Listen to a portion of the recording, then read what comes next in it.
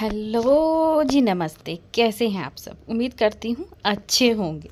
तो आज मैं आप लोगों के लिए लेकर आई हूँ बिल्कुल न्यू डेकोरेशन वाली केक डिज़ाइन, जो आपने शायद ही कहीं देखी होगी। तो चलिए आज इसे बना लेते हैं। बहुत ही इजी वे में आज मैं आपको बताने वाली हूँ। तो जो भी बिगनर्स हैं और जिन्होंने मेरे चैनल को अभी सब्सक्राइब ही किया है, तो उनके लिए ये बहुत ही हेल्पफुल वीडियो रहेगी। और जिन्होंने पहले से ही सब्सक्राइब करके रखा है, उन लोगों के लिए बहुत ही अच्छा एक यूनिक डिज़ाइन आज केक का होने वाला है। तो बहुत ही इजी डेकोरेशन बताऊंगी विदाउट कलर कि आप कलरफुल केक किस तरीके से बना सकते हैं। अगर आपके पास में कोई कलर ना हो तो डार्क कलर किस तरीके से देते हैं, किस तरीके से फ्लावर्स बनाते हैं, तो उसी तरीके की आज मैं डेकोरेशन दिखाने वाली हूँ। तो केक हमारा वही पाइनएप्पल केक रहेगा, लेकिन प्रोसेस भी वही रहेगा। तो जो बिगनर्स हैं के लिए ये बहुत ही हेल्पफुल वीडियो आज होने वाली है। तो यहाँ पर मैंने 7 इंच के केक टिन में आज मैंने इस स्पंज को बेक किया था। तो आज ये केक करीब ½ kg से ऊपर का होने वाला था। तो मैंने इसे 3 लेयर्स में कट किया और हमेशा की तरह उसी तरीके से कट किया, धागे से, जो हमेशा इक्वल ही कटती हैं। आपने देखा होगा कि मेरे जो केक के लेयर्स होते हैं बहुत फाइन ही कटे होते हों। तो आप नाइफ से न कट करके धागे से कट करेंगे तो बहुत अच्छे से कट हो जाते हैं। तो अब मैंने ले लिया है क्रीम। तो व्हिपिंग क्रीम में मैंने यहाँ पर पाइनएप्पल इमल्शन डाला है, उससे फ्लेवर बहुत ही अच्छे आते हैं। और जिससे मैं सोकिंग कर रही हूँ वो भी फ्लेवरफुल है, यानी कि क्रश को मैंने 2 चम्मच पानी में डालकर डाइल्यूट कर लिया और इसे उसी से मैं सोकिंग कर रही हूँ। तो वो बहुत अच्छी आपका फ्लेवर पाइनएप्पल केक का आता है। तो ये आज केक किसी के बर्थडे का ही है, लेकिन टोटल डेकोरेशन मेरे ऊपर है कि मैं इसे किस तरीके से बनाकर देती हूँ। ये पूरी मेरी तरफ से है। तो आप देख सकते हैं मैं लेयर बाय लेयर केक को किस तरीके से फाइनल कर रही हूँ। मैं पहले एक केक के लेयर को रख रही हूँ, फिर क्रीम डाल रही हूँ और फिर मैं डाल रही हूँ पाइनएप्पल क्रश, ताकि फ्लेवर बहुत अच्छे से आए। और इसे बहुत अच्छे से स्प्रेड कीजिएगा फ्रेंड्स, ताकि अगर कोई भी केक खाए तो अगर उसका एक बाइट भी किसी भी साइड से वो खाए तो उसका पूरा फ्लेवर उसको पता चलना चाहिए। तो इसी तरीके से आप पूरे में फैलाकर क्रश डालें, कोई भी परेशानी नहीं होगी। बहुत लोगों की ये परेशानी होती है कि पूरे में इस तरीके से क्रश लगा देने से शायद कहीं हमारा केक स्लिप तो नहीं हो जाएगा, कहीं हमारा केक गिर तो नहीं जाएगा।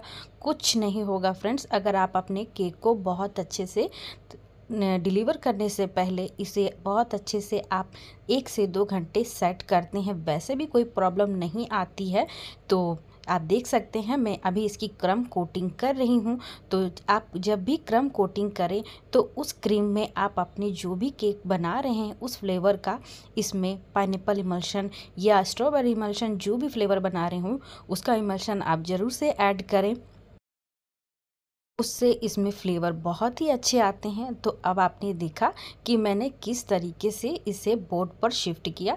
पहले मैंने नाइफ को घुमाकर इसे बोर्ड से टच जो था उसे रिलीफ कर दिया और केक बोर्ड पर शिफ्ट कर दिया।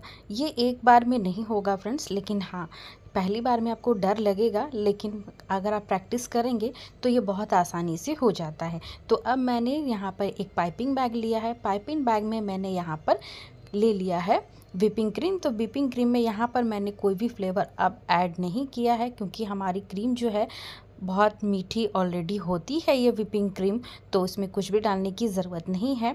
तो हमने जितना फ्लेवर था पहले वाले ही क्रीम में ऐड कर दिया है। तो अब हम यहाँ पर डेकोरेशन करने की बारी है, इसलिए तो इस तरीके से अगर आप पाइपिंग बैग से डालते हैं तो आपका केक एक ही बार में फिनिश हो जाता है। तो आप देख सकते हैं हमारा केक के फिनिशिंग का आधा काम यहीं पर फिनिश हो गया। अगर आप पाइपिंग बैग से करते हैं ना फ्रेंड्स तो बहुत ही अच्छी फिनिशिंग आती है। आप देख सकते हैं कि एक ही बार में एक स्क्रैपर घुमाने से हमारा जो केक है फिनिश हो जाता है। तो मैं आपको यहाँ पर केक को अपनी नाइफ़ को बेंड करके दिखा रही हूँ कि अगर आप केक की नाइफ़ को इस तरीके से पकड़ते हैं तो हमारा जो केक है ऊपर से डोम शेप का आ जाता है। तो आपको ये गलती नहीं करनी है, आपको अपना जो केक का नाइफ़ है बिल्कुल स्ट्रेट रखना है, ताकि जब भी आप इस तरीके से केक को घुमाएंगे तो बहुत अच्छे से इक्वली और एकदम सीधे में आकर फिनिश होगा। तो अब जो हमारे जो साइड्स निकल रहे हैं, हमने स्क्रैपर घुमाया तो वो साइड्स ऊपर में निकलेंगे ही निकलेंगे, और इसे आपको अच्छे से फिनिश करना है। आप यहाँ पर स्क्रैपर एक हाथ में रख लें, एक हाथ में नाइफ रखें और साइड में एक गीला तौलिया ज़रूर रखें।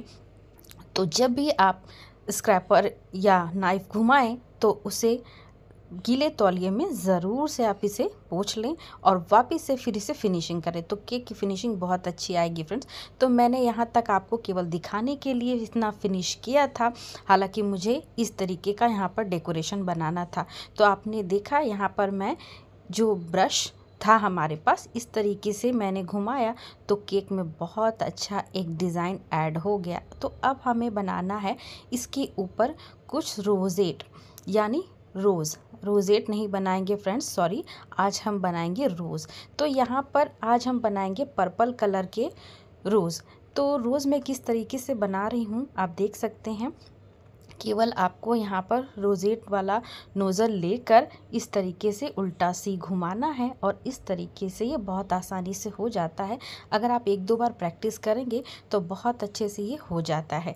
अगर आपने नोटिस किया होगा तो मैंने यहाँ पर क्रीम में पर्पल कलर डाला था, लेकिन वो प्रॉपर पर्पल कलर नहीं आ रहा था। एक वेलवेटी टेक्सचर देने के लिए मैंने यहाँ पर पर्पल कलर का जो डस्ट आता है तो उसी को मैंने यहाँ पर यूज़ किया है। तो तुरंत से ही आपके फ्लावर में ये पर्पल कलर ऐड हो जाता है। तो आपने देखा होगा कि किस तरीके से लाइट कलर से ये बिल्कुल डीप कलर में आकर बहुत अच्छे से फ्लावर हमारे बन गए हैं। तो आप इसी तरीके से अगर बनाएंगे तो आपके फ्लावर भी बहुत अच्छे से डार्क कलर आ जाएंगे। अगर आपको बहुत ज़्यादा केक में कलर ऐड नहीं करना है तो इस तरीके से आप केवल फ्लावर में ही केक में कलर ऐड करें तो बहुत ही ज़्यादा खूबसूरत बनते हैं फ्रेंड्स। आपने देखा होगा कि हमने केक में कोई भी कलर यूज़ नहीं किया, फिर भी ये केक इतना खूबसूरत बनेगा कि आप देखते ही रह जाएंगे। तो आज देखिए हम केवल वाइट और पर्पल में ही इस केक की डेकोरेशन कर रहे हैं।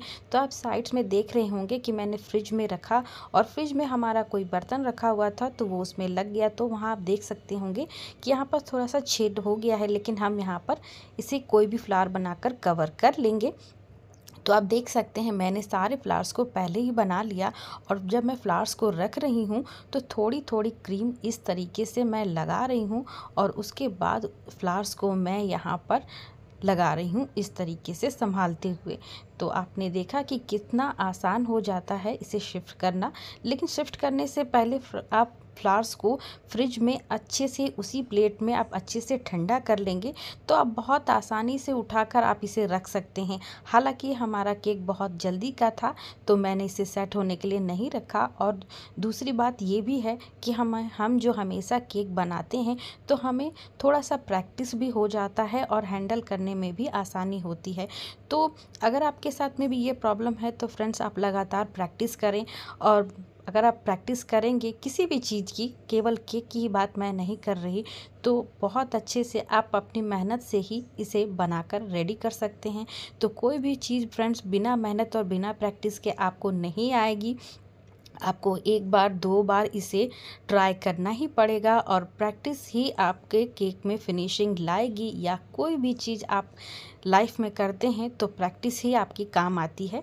तो यहाँ पर आप देख सकते हैं मैं सिंपली वाइट कलर से इस तरीके के फ्लावर्स बना रही हूँ चारों तरफ। तो मैंने आपको कहा था कि आज हम केवल इसे पर्पल और वाइट में ही इस केक को बनाएंगे।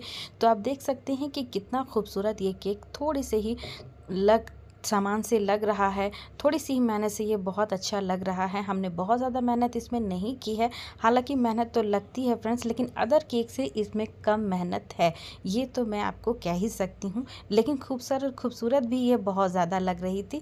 तो अब मैं यहाँ पर ऐड कर रही हूँ हमारा सिल्वर स्प्रे, ताकि हमारा केक जो वाइट लग रहा है वो उसी तरीके में बहुत ज़्यादा शाइनी दिखे और बहुत ही ज़्यादा अच्छा लगता है फ्रेंड्स। अगर आप इस तरीके से नॉर्मल केक में भी आप इस तरीके से स्प्रे कर देते हैं तो हमारा केक बहुत ही शाइनी लगता है।